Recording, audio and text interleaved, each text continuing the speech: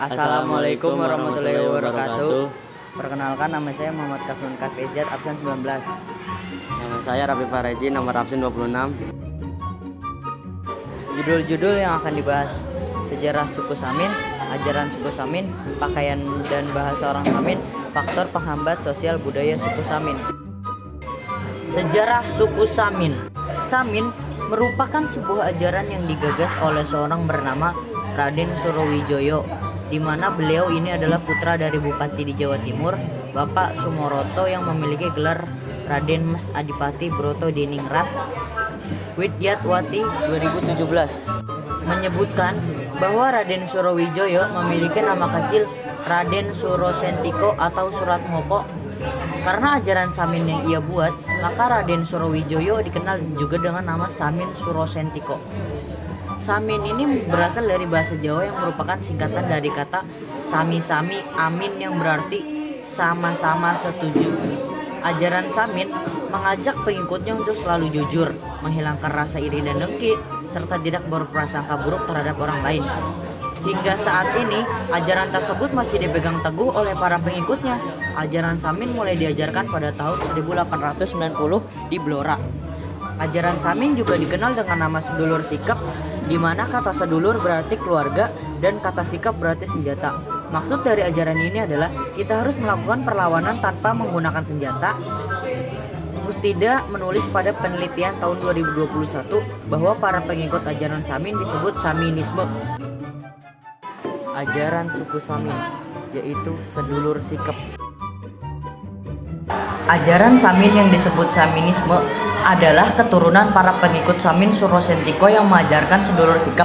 Dulu ajaran ini membuat orang suku Samin dianggap kurang pintar dan sinting. Kata sedulur memiliki arti saudara dan sikap adalah senjata. Sedulur sikap bermakna ajaran Samin yang mengutamakan perlawanan tanpa senjata dan tanpa kekerasan. Semua berawal dari masa penjajahan Belanda dan Jepang pada zaman dahulu. Sedulur sikap artinya mereka mengorbankan semangat perlawanan kepada Belanda dengan cara menolak membayar pajak dan semua peraturan dari pemerintah kolonial. Masyarakat suku Samin seringkali memusingkan pemerintah Belanda dan Jepang dengan sikap ini, yang mana sampai sekarang masih suka dianggap menjengkelkan oleh kelompok luar. Namun, suku Samin justru senang disebut orang sikap. Pasalnya, menurut mereka istilah atau sebutan ini meskipun positif, yaitu berarti orang yang baik dan jujur. Masyarakat Samin memang dikenal jujur dan terbuka pada siapapun, termasuk pada orang yang belum dikenal. Mereka akan berbicara sesuai realitas tanpa merekayasa. Meski kadang dinilai sebagai sikap lugu yang cenderung bodoh, cara inilah yang digunakan saat dulu melawan Belanda. Meski sudah mengerti, namun pura-pura tidak mengerti. Mereka juga menganggap semua orang sebagai saudara dengan mengedepankan kebersamaan. Contohnya berlaku dalam hal simpan pinjam. Di salah satu daerah yang masih kuat memegang ajaran Samin, ada barisan setiap 35 hari sekali. Iuran akan dikumpulkan menjadi tabungan, lalu bisa dipinjamkan kepada siapa saja tanpa ada bunga.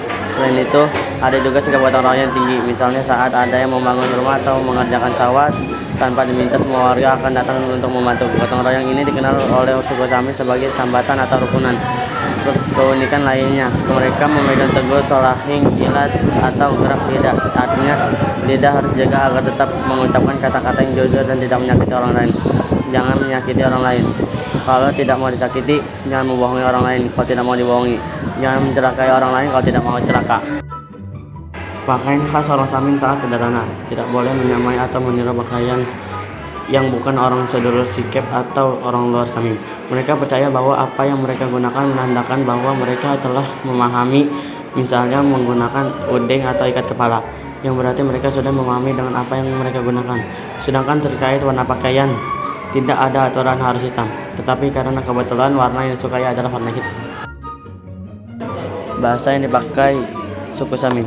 Orang Samin berkomunikasi menggunakan bahasa Jawa atau bahasa Kawi dan Ngoko, sehingga kedengarannya seperti kasar. Hal tersebut memang wajar, karena bahasa Jawa Ngoko berada pada tingkatan bahasa Jawa paling rendah. Faktor penghambat perubahan sosial budaya suku Samin. Yang pertama yaitu kehidupan masyarakat yang terasing. Yang kedua, kelompok tradisional. Yang ketiga, adat istiadat. Yang keempat, hambatan bersifat ideologis. Dan yang terakhir yaitu perkembangan ilmu pengetahuan belum merata.